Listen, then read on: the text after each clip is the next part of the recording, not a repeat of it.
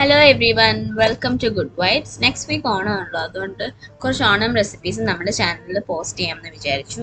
ഈ റെസിപ്പീസ് ഒന്നും പ്രിപ്പയർ ചെയ്യുന്നത് ഞാനല്ല കേട്ടോ, അമ്മയാണ്. അപ്പോൾ ഇന്നത്തെ റെസിപ്പി പാവയ്ക്ക കിച്ചടിയാണ്.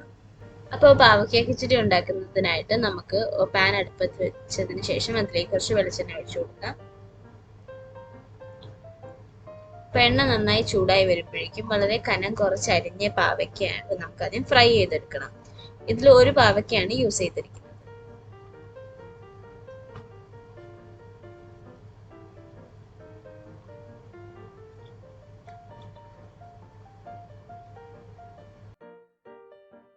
ഇപ്പോൾ നമ്മുടെ പാവയ്ക്ക ഒരു ബ്രൗൺ കളറൊക്കെ ആയി വരുമ്പോഴേക്കും അത് മാറ്റാം.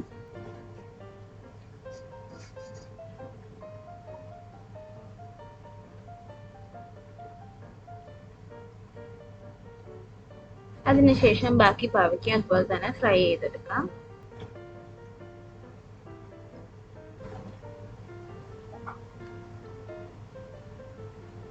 ഇനി നമുക്ക് അതിന് വേണ്ടിയിട്ടുള്ള അരപ്പ് തയ്യാറാക്കാൻ തുടങ്ങാം. അതിനായിട്ട് ആദ്യം 4 സ്പൂൺ തേങ്ങയും 2 ചില്ലിയും അതുപോലെ തന്നെ 1/4 സ്പൂൺ കടുകും കൂടി ഇട്ട് അരച്ചെടുക്കാം. വെള്ളം ഒഴിക്കുന്നതിന് പകരം അതിലേക്ക് 1 സ്പൂൺ തൈര് ചേർത്താണ് അരച്ചെടുക്കേണ്ടത്.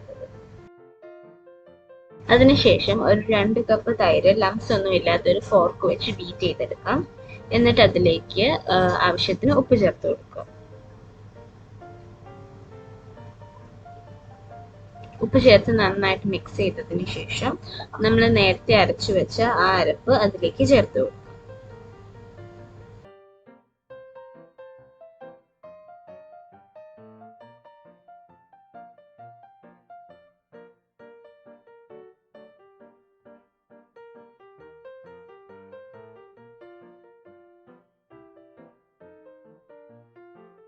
അരപ്പൊക്കെ നന്നായിട്ട് മിക്സ് ചെയ്തതിന് ശേഷം നമുക്ക് അതിലേക്കുള്ള കടുക് വറുക്കാം.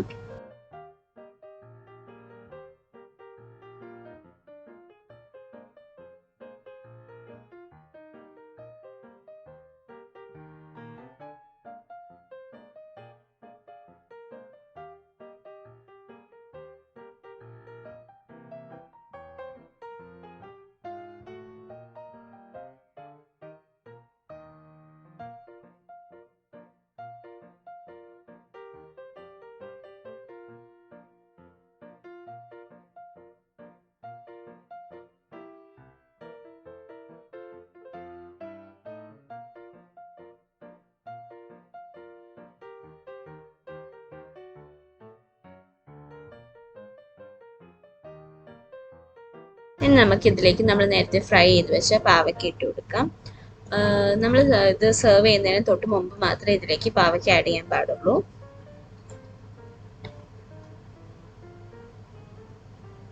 അതുപോലെ തന്നെ കടുക് വറുത്ത് വെച്ചിരിക്കുന്നത് കൂടി ആഡ് ചെയ്ത് കൊടുക്കുക. അപ്പം നമ്മുടെ പാവയ്ക്ക കിച്ചടി റെഡി ആയിട്ടുണ്ട്. ഇതിന് സെപ്പറേറ്റ് കുക്ക് ചെയ്യേണ്ട കാര്യമില്ല. അപ്പം എല്ലാവർക്കും ഇത് ഇഷ്ടപ്പെട്ടു എന്ന് വിശ്വസിക്കുന്നു.